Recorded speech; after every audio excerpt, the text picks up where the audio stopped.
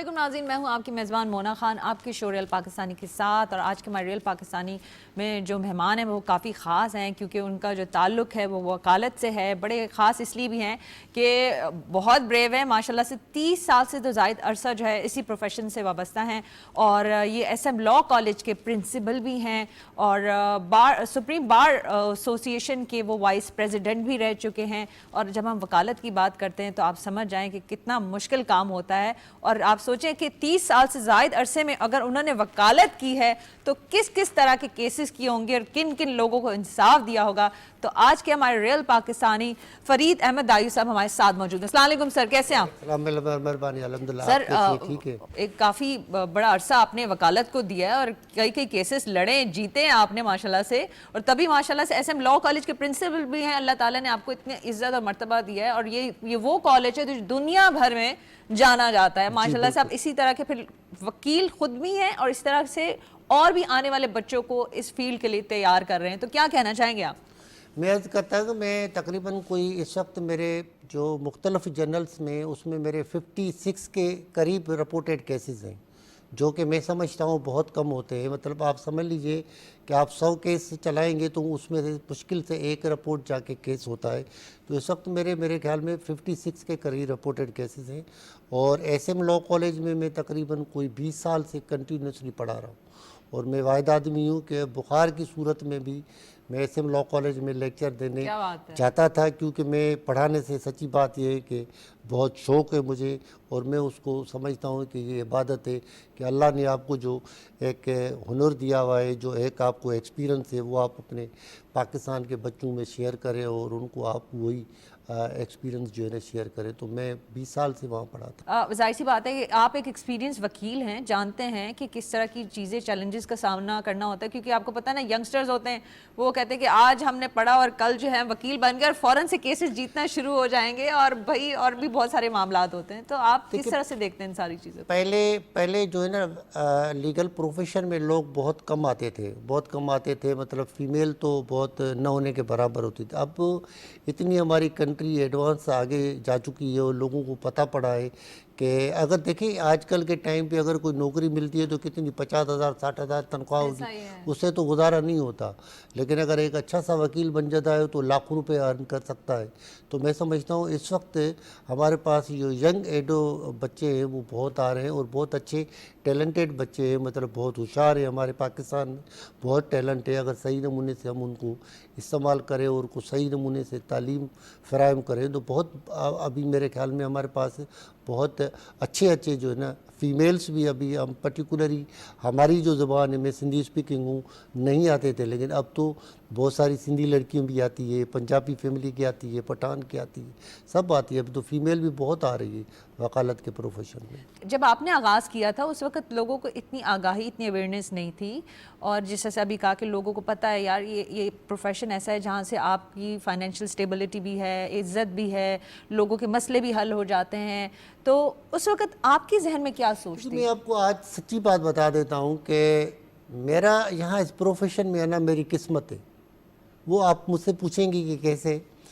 میں نے جب 1983 میں میٹرک پاس کر کے میں انٹر میں آیا شکارپور سٹی میں، تو میں چاہ رہا تھا کہ مجھے صوبہ والی کالج جو ہے نا C and S college, again I would say کہ وہ بھی ایک بہت مشہور کالج ہے کہ پاکستان سے بننے سے پہلے 2 کالجز ہوتی تھی.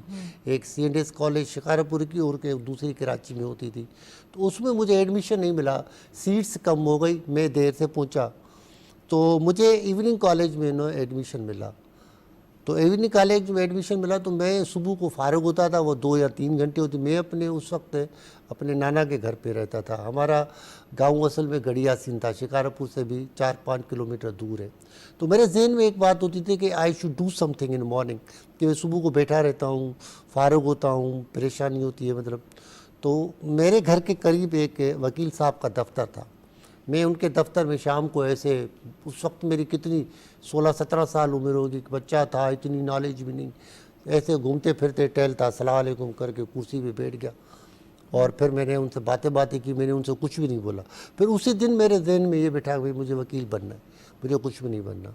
تو پھر میں نے اسی دوران کسی وکیل صاحب کے ساتھ کام کرنا شروع کیا، اور پھر میں ساتھ ساتھ میں پڑھ بھی رہا تھا۔ پھر میں نے 88 میں لاء پاس کیا، آغا بدردین لاء کالج سکر کا۔ 89 میں میں انرول ہو گیا تھا، اور 90 سے بالکل مجھے سند مل گئی، سپٹمبر 1990۔ مجھے ابھی بھی یاد ہے ڈیٹ، 5 سپٹمبر 1990 میں مجھے پہلی سند ملی کہ آپ باضابطہ طور پہ لوور کورٹ میں اپیئر ہونے کے لیے۔ پھر میں اکتوبر 1992 میں ہائی کورٹ کا وکیل بنا۔ پھر میں نومبر 2009 میں سپریم کورٹ آف پاکستان کا وکیل بنا، اور ان کے علاوہ پھر میں بار کی پولیٹکس بھی کرتا رہتا ہوں۔ 2018 میں سپریم کورٹ بار کا وائس پریزیڈنٹ بنا صوبہ سنسا۔ اس سے پہلے بھی میں ایگزیکٹو کمیٹی کا ممبر 2013 میں رہ چکا تھا۔ تو اس کے علاوہ میں 2007 میں پھر ایڈیشنل ایڈوکیٹ جنرل سندھ بنا۔ اس سے علاوہ 2003، 4، 5 سے 7، 8 سال جو بورڈ آف گورنرس ہوتے ہیں for running the law colleges in Karachi, ان کا میں ممبر بنا تھا۔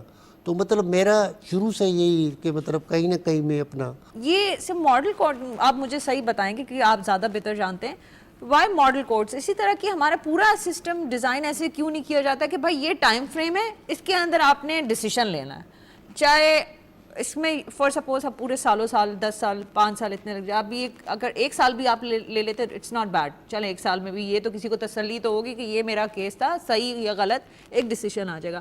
آپ اس بارے میں کیا کہتے ہیں؟ یہاں کام کرنے کی ضرورت ہے؟ دیکھیں، میں آپ کو ایک عرض کروں کہ اس میں میرے حساب سے 2-3 وجوہات ہیں۔ ایک تو ہمارا جو قانون بنانے والا ادارہ ہے ان کو قانون بنانا چاہیے، اور دوسرا ہوتا ہے اس میں بار سے مراد یہ ہے کہ جو ہماری وکلاء برادری ہے، بار ایسوسیشن سے ہیں، بار کاؤنسل سے ہیں، ان کا رول ہے، وہ تیسرا ہے جوڈیشری کا رول ہے۔ تینوں جب تک جو ہے نا اپنی اپنے حدود میں رہتے ہوئے اور پلی ایمانداری سے اور بالکل جو ہے نا کوئی کے لیے کام کریں گے تو وہ ہوگا۔ اب جیسے فرض کریں آپ ہمارے پاس سے افسوس سے کہنا پڑتا ہے کہ ہمارے پاس سے لاز جو ہے نا تب بالکل پرانے ہیں۔ یہ میں کہہ رہی ہوں اس میں اب ہم کافی کہتے ہیں چینجز کی کرمل ضرورت ہے۔ کیسز کی آپ نے بات کی، CRPC ہے، PPC ہے ہمارے پاس سے، ہم ان کو ایک کو کہتے ہیں سبسٹیٹیو لا ہے، دوسرا پروسیجرل لا ہے۔ آپ حساب کریں کہ پونے 200 سال پرانا ہے، 1860، اور اس طرح سے PPC CRPC ان کو مزید یا آج کل کے ٹائم پہ یہ جو ہمارے پاس اس وقت حالات چل رہے ہیں اس کے حساب سے ان کو چلانا ہے۔ دوسری بات یہ ہے کہ ایک اس لا میں آپ ٹائم فریم دے دیں کہ اس نیچر کا کیس ہوگا، جج کے پاس اتنا ٹائم ہے، اتنے ٹائم پہ ان کو جو ہے فیصلہ کرنا پتہ کہ ڈیسیشن تو ہے۔ لینا تیسری جو امپورٹنٹ بات یہ افسوس سے کہنا پڑتا ہے وتھ ڈیو ریسپیکٹ، اب کل کو یہ نہ کہیں کہ بھائی داؤ صاحب نے کنٹیمپٹ آف کورٹ کیا، جج کی جو ایک اپائنٹمنٹ کی جو کرائٹیریا ہے نا وہ ہونے چاہیے کہ کس آدمی کو جج بننا چاہیے، کون آدمی اہل ہے صحیح نمونے سے جو جج بن سکتا ہے، کون ایسا آدمی ہے جج بنے گا تو وہ واقعی پروو کرے گا کہ واقعی ہی از اے کمپیٹنٹ جج۔ اب کچھ ججز ایسے ہوتے ہیں جج بن کے تو آتے ہیں وتھ ڈیو ریسپیکٹ، لیکن لگتا ایسا ہے کہ ان کو جس طرح سے جیسے آپ نے فرمایا کہ ان کو جس ٹائم پہ فیصلہ کرنا چاہیے بالکل فیصلے نہیں ہوتے، جس تاخیر کی وجہ سے جو عام آدمی ہے وہ سفر کرتا ہے۔ یہ بالکل حقیقت ہے کہ کچھ ایسے بھی کیسز ہوتے ہیں سزا ان کی اگر 5 سال ہے، 5 سال وہ اندر جیل میں رہ کے گزار کے آئے گا، جہاں 7 سال ہے ان کی اپیل نہیں چلتی، جہاں فرض کرے اگر کرمنل ٹرائل ہے تو ان کا 10 15 سال ٹرائل چلتا ہے۔ مجھے ایک یاد آتی ہے کہ پرانے زمانے کے ٹائم پہ ایسا ہوتا تھا کہ ایک ہی ٹائم پہ اگر چارج فریم ہو جاتا تھا، چارج فریم ہم کہتے ہیں کہ جب کیس کو پورا رائپ ہوتا ہے چلنے، تو سب گواہوں کو اکٹھے کیا جاتا تھا، بلایا جاتا تھا، اور وہ چلتا تھا اگر آج 4 گواہ آگے تو کل پہ رکھتے تھے، ٹھیک ہے بھائی، بقایا 4 گواہ کل کر کے 2-3 دن میں فنش کر۔ اب ایسا نہیں ہے، اب ایسا ہے کہ اگر ایک گواہ چل گیا پھر چلتا رہا، پھر چلتا رہا، پھر چلتا رہا۔ اب مجھے بتائیے کہ اس بندے نے کیا جرم کیا جس کے خلاف وہ صحیح کیس تھا یا غلط کیس تھا؟ ان کا حق تو ہے نا کہ ٹرائل آپ جلدی میں چلا کے ختم کریں۔ بہت دفعہ کچھ کرنا چاہتے ہیں لیکن آپ کو وہی بات ہے کہ جو پروسیجر ہوتا ہے آپ کو فالو کرنا پڑتا ہے کہ بھائی مجھے یہ کرنا ہے یہ کرنا ہے۔ تو آپ نے ایسے کون سے کیسز دیکھے لڑے جس میں آپ کو بڑا اچھا لگا کہ بھائی یہ جو چیز تھی میری زندگی کا خواہش بھی تھی، چیز بھی تھی، اور مجھے دلی سکون بھی ہے کہ میں نے کیا ہے؟ دیکھیں کیس تو میں آپ کو ایک چھوٹا سا مثال دے دوں، آج کل کے ٹائم پہ ڈیپینڈ کرتا ہے کہ آپ کا جو لائر ہے وہ کتنا सिंसियर है, सिंसियर से मुराद ये है कि इंटरेस्टेड है। जैसे एक खुला का केस होता है, अगर लॉयर इंटरेस्टेड है और वो चाहता है तो मैं समझता हूँ 2 से 3 4 सुनवाई में खुला का केस डिस्पोज ऑफ हो सकता है। उसका कानून बिल्कुल वाज़ेह है कि भाई आप उनकी बेगम को बुलाएंगे और वो अगर उनसे रहना चाहती है तो ठीक है, अगर नहीं रहना चाहती तो पहली हियरिंग में आजकल का लॉ है कि उसको मैरिज डिसाइड हो जाती। लेकिन आप देखती हैं, आप चाहे सिटी कोर्ट में ख़वातीन बेचारी 6-6 12-12 महीने में तक चक्कर काटती रहती है, सर्विस ही नहीं होती। आजकल का टाइम ये है कि जो मेल हजरात होते हैं वो अवॉइड करते हैं, वो तंग करना चाहते हैं। आजकल के टाइम तो ये भाई TCS भी कर ले, व्हाट्सएप पे मैसेज दे दे, बिल्कुल ऐसा। कानून के तहत भाई आपको तमीलात हो गई, आप आए अदालत में आके सर वो जवाब जब लास्ट डिसीजन होने लगता है फिर वो निकल कर आ जाते हैं, अच्छा अब हमें टाइम चाहिए। वो और इतनी उसमें दलाल दे देंगे, मैं तो इनके बगैर रह नहीं सकता। तो 2 जजेस होते थे, आपने उनका शायद नाम सुना होगा। एक होता था लेट जस्टिस राणा भगवंत दास साहब, बहुत बड़ा बिल्कुल नाम बिल्कुल सुना है। हाँ। और दूसरा होता था लेट जस्टिस अमानुल्लाह अब्बासी साहब। जब मैंने बेल एप्लीकेशन लगा दी उनके पास, अब उनके पास कानूनी तौर पे जुरिसडिक्शन नहीं थी, लेकिन मैं पूरा एतमाद में था कि मैं इनसे ज़मानत लूँगा। तो जब मैंने आर्ग्यूमेंट शुरू की तो मुझे बल्कि मैं सामने डाइस पे आया तो वो मरहूम राणा भगवंत दास साहब जो थे वो मेरे ऊपर चढ़ गया अंग्रेजी में, why you have wasted the time of the tribunal. वो ट्रिब्यूनल थे, कोर्ट नहीं थे। कोर्ट और tribunal these are 2 different thing. You see that we are sitting here the members of the tribunal, we are not even sitting here the judges of the high court, you have wasted the time, now you will argue, take some time, this मतलब जो उनको अपने बोलना था बोल के गया।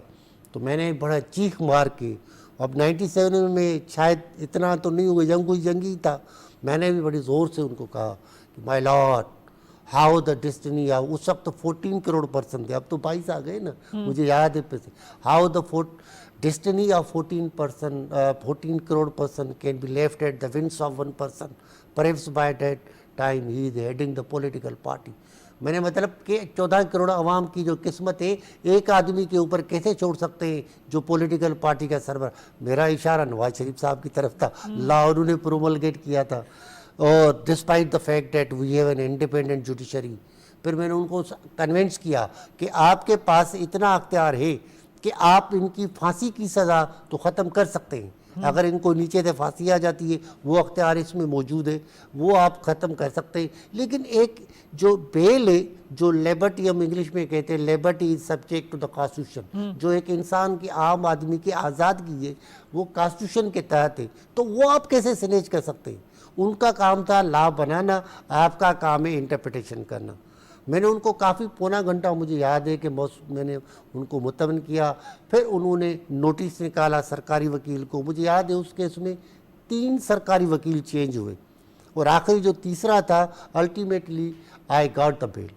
क्या बात है, क्या बात है सर, क्या अच्छा आपने ये भी बता दी कि जो नए लोग, यंग लोग होते हैं वो वाकई बड़े जज्बाती होते हैं। ज़बरदस्त सर, हम चाहेंगे क्योंकि हमारे पास वक्त उस तरह से बहुत कम है, लेकिन हमने कोशिश की कि वो चीज़ जान सकें जो आपने ज़िंदगी में की और स्पेशली अपने लोगों के लिए की। लेकिन हम चाहेंगे कि आज हमारे साथ आप मौजूद हैं, हमारे देखने वालों के लिए, हमारे नाजरीन के लिए एक छोटा सा मैसेज आप उनको जो देना चाहें। हमारे जो यंगस्टर लॉयर्स हैं वो मेहनत करें और सच बोलें, और स्टूडेंट के लिए मेरा मैसेज ये है कि मैं चाहता हूँ कि स्टूडेंट के लिए कोई भी शॉर्टकट नहीं है लॉ में, उनको सख्त मेहनत करनी पड़ेगी। बहुत शुक्रिया सर, गॉड ब्लेस यू, और आई होप हमारे देखने वालों को, हमारे नाज़रीन को ये बात समझ आए। बहुत शुक्रिया जी। नाज़रीन, ये थे हमारे रियल पाकिस्तानी, आपने गुफ्तगू सुनी फ़रीद अहमद आइया साहब की कि उन्होंने यही कहा कि हालात जिस तरह से, इसमें हम सब पाकिस्तानियों ने मिल के अपने मुल्क के लिए काम करना है और पॉजिटिव सोच रखें। पॉजिटिव सोच के साथ साथ एक्शन से बड़े जाहिर सी बात है, आप अमली तौर पे कोई काम करेंगे तो वो चीज़ डिलीवर होगी, बातों से नहीं, हमें डिलीवर भी करना है। इसी बात के साथ कि अपना बहुत ख्याल रखें, मुझे मोना खान को इजाज़त दीजिएगा। पाकिस्तान जिंदाबाद। में हर तूफान में हर मुश्किल में जीतेंगे।